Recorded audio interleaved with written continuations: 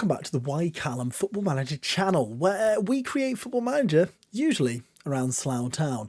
And last time you were with me, we were 26 games into Season 1 of our Slough Town save. Well, we've played a few games. In fact, we've played the rest of the season. In fact, we're into Season 2. There's some updates I've got to give you.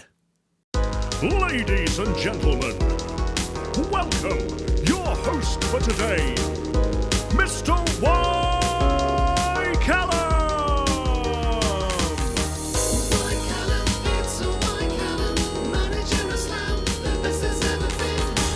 Y Callum, it's a Y Callum, look out for his dog, yes he's got a lovely dog. How did the rest of the season go, you ask? Well, it started off after the couple of games against Hampton and Richmond really well. We continued our form, we kept winning, and then we kept losing as we headed into February. We lost 4 games and drew 1. Then it was a bit, literally, couldn't have been more mixed, with 2 wins, 2 losses and 2 draws in March. And ultimately, our form was just too inconsistent. And we finished in April with 2 wins and 2 losses. And we ended the season in 16th place. It's not exciting, is it, 16th place? We were clear of relegation comfortably, finishing on 58 points. We were 17 points clear of relegation. Disappointingly, we were almost as much away from playoffs. So we were, quick maths now, so we've got 58 up to 73. That's 15. Oh my word. We were as near to relegation as we were to the playoffs. We couldn't have been more in the middle, despite it being 16th. So we went away and we thought, what do we do? How do we change this squad? How do we attract the talent to us to have a better Season 2? First of all, we looked at the released players. We got rid of Johnny Giles, Matt Lynch, Gary Abisagun, sorry, Gary, sorry, and Tom McElroy. Matt Lynch, probably the most notable of the players not to be re-signed. A really important part of Slough Town, 112 games for the club. However, he was at the centre of a lot of the club mutinies we had going on. So I felt it was the right thing to do to let him go. We haven't released anyone in this season, but we have signed a few players. So we have had one out. Chris Paul, one of our first signings, has gone to Ballymennard United. Ballin and a mallard. They've got a literal mallard on their badge. It's magnificent. So Chris Paul has left, unfortunately, but we've made some signings. Shall we talk you through them? Let's talk you through them. Our most recent signing is Bradley Stevenson. He's only played 5 games for the club since coming in with a 6.82 rating and 1 assist to his name. A midfielder who can play pretty much everywhere. Central midfield, attacking midfield, out wide, even up front if we needed him to. Really, really useful in non-league, and I think he could be very, very useful going forward. Next player I'm going to show you is Josh McCammon. Josh McCammon has been brought in from Peterborough Sports. He's played 8 games this season, scored 3 goals and got 3 assists, and he's got a 7.24. He's having a really good season. Playing in that attacking midfield role because Johnny Goddard's injured, unfortunately. So we are missing Johnny Goddard, but McCammon is taking the opportunity and doing really, really well. I like him a lot. He's got a lot of attributes for a winger, I'd say. Dribbling, bit of pace about him, long throws, bizarrely, and some fantastic flair in there as well. So we like Josh McCammon. He's had a good start to life at Slough. Shepherd Murrumbedzi is the next one to introduce you to. The Zimbabwean international, he's got 6 caps for his country, is our defensive midfielder in this system, which we weren't actually playing with last season. So I will show you the new system that we have got at the moment.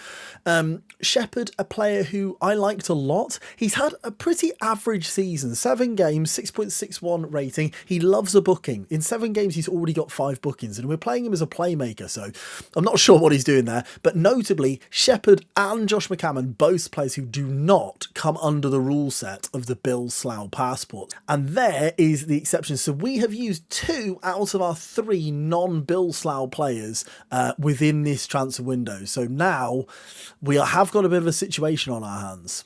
Really importantly, we've brought in Chuks Uzur-Gray, potentially the best signing we've made this window. On loan from Ipswich, the 18-year-old 6'1" centre forward He's on £25 a week. We've got him on £25 a week. And when I show you my next signing, you'll know how important this is. He started really, really well. 8 games, one off the bench, 4 goals, 2 assists, a 7.1 rating. I really like the look of him, and he fits our system really, really well. And at £25 a week, it's an absolute steal. And it's a steal because of Hamzad Kargbo. I talked about it in videos, I talked about it on streams. Could we get Hamzad Kargbo back permanently? The answer was yes. We actually managed to sign him on a permanent transfer, but at what cost? At what cost? Let's show you the contract. Ugh. We are paying him £600 a week for 2 years. He's got an appearance fee of £150. He's got a goal bonus of £240. If he scores 25 goals, we pay him £1,500, just over. We've paid him too much. We've paid him too much. However, he's played 7 games. He's scored 7 goals. He's got a rating of 7.97. We might be paying him a lot, but he might be the man to get us out of this division. And talking about getting us out of this division, this is how we've started the season. I would say really, really well. We actually started the season with a 2-1 loss to Southend. Chuck's getting a goal on his debut there. But we followed that up with 3 wins in a row. Worthing, 4-2 victory with the Hamzad Kargbo hat-trick and McCammon scoring his first goal for the club. Western-super-Mare away, 3-1 win. Winter, Michael Platt and Chuck's getting another goal. 2-0 against Woking, Chuck's and Kargbo with the goals there. We then drew 2-2 with Maidstone, which was actually a good draw away from home. We beat Folkestone 2-1. That should have been more. We were quite convincing in that, but just didn't put the ball away. We then lost. We lost to Hampton Waterlooville, which was really unfortunate away from home. But then we finished that off with an incredibly good 4-3 win against Bath. We were actually 3-2 down in this game, but a McCammon and Kargbo 90th minute goal when we gambled on bringing Kargbo on. He won us the game. We brought him on with 5 minutes ago because he'd started on the bench, and I will show you that goal now. But it was a real throw of the dice to bring him on. But Jackman had it down here, gave it into Chucks, and this partnership has begun here in the middle, and Carbo put the keeper the wrong way to give us all 3 points at home to Bath. Today, we play in a fixture against Basingstoke. But you've seen the fixtures. You've seen how we've gone on. Where do you think we are in the league? If you guess 6th, you'd be correct. We're 6th in the table. 8 games played, 5 wins, 1 draw, 2 losses with a +6 goal difference and 16 points, which is where we finished last season, 16th. 6 points off the top of the division. We play today, of course, against Basingstoke, who you will notice are rock bottom of the division. I've given us a real chance to show off on YouTube here. A real chance. So one thing we didn't talk about was a youth prospect that has come through the ranks. Sebi Nygaard, at 15 years old, he's now 16, but at 15, played his first game for the club. He played a couple of games last season, got an assist. He's played 6 this season. I'm really excited by Sebi Nygaard. His potential abilities, 4 stars, maybe even 5. Unfortunately, he is on international duty on the same game that Murrumbidgee is also unavailable. So we're going to have to play around with this a little bit. But we will see who we get in there. So the team and our new setup here is sort of a diamond with wing-backs, if you like. So you've got Kovacevic in goal, who's looked a lot better so far this season. I shouldn't have said that out loud. Alex Winter with Temi in the back 2. Josh Chapman, who we decided to keep on, our club captain, who you can't see, he's behind my head at right back. Pablo Martinez, and then Tyrese Dice, baby. We absolutely love Tyrese. Sundire is now a starting centre mid. Now Lench has gone, and Chambers Perillon plays alongside him, our vice-captain. Josh McCammon is the man in behind the front 2 of Hamzad Kargbo and Chucks Azur Gray. Hopefully, we see an awful lot of those 3 as we shake the hands of the manager in the delightful purple kit as we kick off away at Basingstoke. Here we go. A chance here for Basingstoke. Carbalay, one of the 2. Knocks it in, Rowe takes it down on his chest. Basically not playing like a team bottom of the division, as Kovacevic almost makes me eat my words from before kickoff. Has an absolute stinker there, but luckily we get away with that one. McCammon's picked up a knock. I'm not sure what that is. A potential groin injury. We do need to think about potentially replacing him there. Might be a game for Johnny Goddard to come on at half time because we don't want him to pick up a bad injury.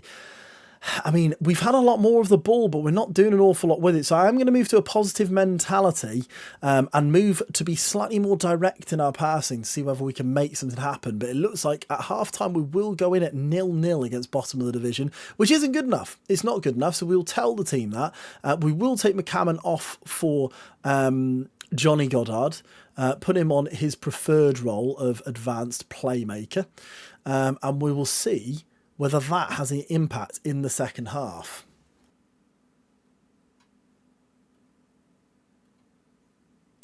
One thing I have noticed within the match engine now is the shouts get very different reactions, which is good, I think. It's about time they changed it up. We've just used fire up there, and you can see some liked it, some didn't. So it's an interesting one. Sundire picks this up in the midfield now. A chance for Slough. Temi knocks it along to Tyree Stice. He's got 4 in the middle to aim at. One of them is Goddard. Oh, he's in it. He's back. And he's got in amongst the goals. Johnny Goddard. It's only taken him 10 minutes. We love Johnny Goddard and we've missed him. But Temi's ball over to Tyree Stice. He's probably aiming for Cargbo, his mate. But Johnny Goddard was there. Oh, he's backpedaling and he gets that header over the goalkeeper, Logan.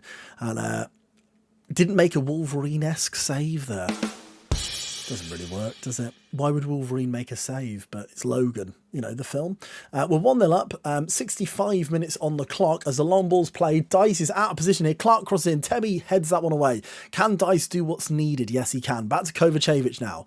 Bit of time on the ball. Knocks it long towards Hamzad Carbo, who will, of course, win it. Chambers Perillon knocks it out to Carbo. He's got Chucks in the middle. He's looking for him, but it's a poor ball in. And Akinwe will give it to Winchcombe. Temi Awika, Chambers Perillon, we attack again here. Leon Chambers Perillon drives, shoots well over the bar.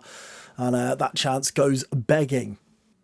A couple of changes are being made. Stevenson and Mikkel Platt coming on. Oh my goodness, as Kovacevic makes a good save.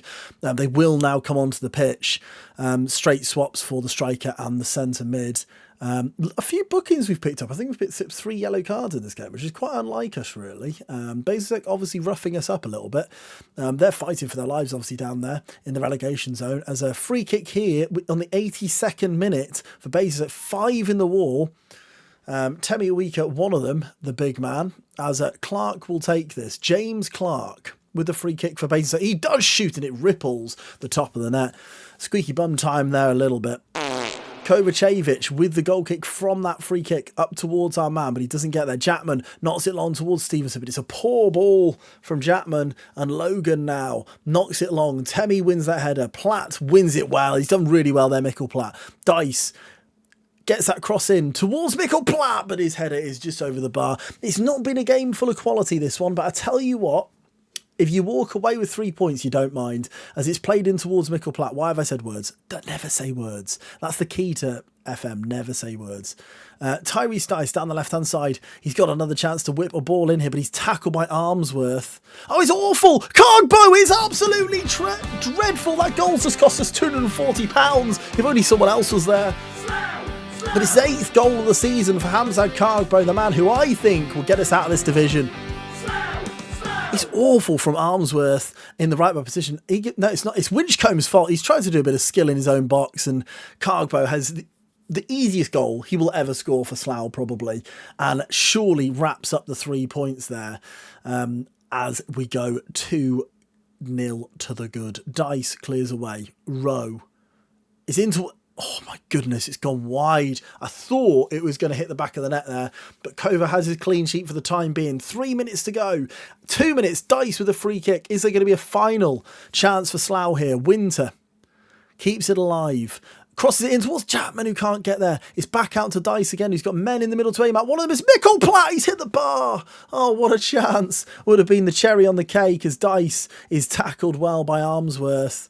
And I love Tyree Stice so much. He's absolutely brilliant. But it is a good 2-0 away victory at Basingstoke. A deserved 2-0, but Basingstoke certainly gave us some problems there. Nice work, Yvonne. That was very well done. And we then look at the league table which sees us 4th in the division. It's what we want to be seeing. It really, really is. 19 points, 4 points off Wealdstone. I never know. Isn't that the one with the guy who's like, you got no fans, so he's going to have me now. That's not ideal. A really, really strong start to the season. Now, if you're watching this, the next few games will have already been played on Twitch because I am streaming. By the time this goes out, I will have already streamed, so I will have played the next few games. But why don't you hop over to Twitch? Why Callum on Twitch to keep in the journey? You will notice that I've missed 20 games, and unfortunately, with my current situation, I should put it on the big screen. With my current situation being a new father, I'm finding it really difficult to balance between Twitch and YouTube. I'm finding it really difficult to balance content creation in general. So I'm doing my very best. But if you are enjoying the journey, that's the best place to catch me. But I will endeavour to at least post a couple of videos per season, just to keep you in the loop with it. And for me personally, I enjoy looking back on it anyway. But hope you have a lovely Christmas if I don't speak to you before. If this goes out before Christmas, I hope it does. Very Merry Christmas, everybody. And I'll see you on the next one. Goodbye.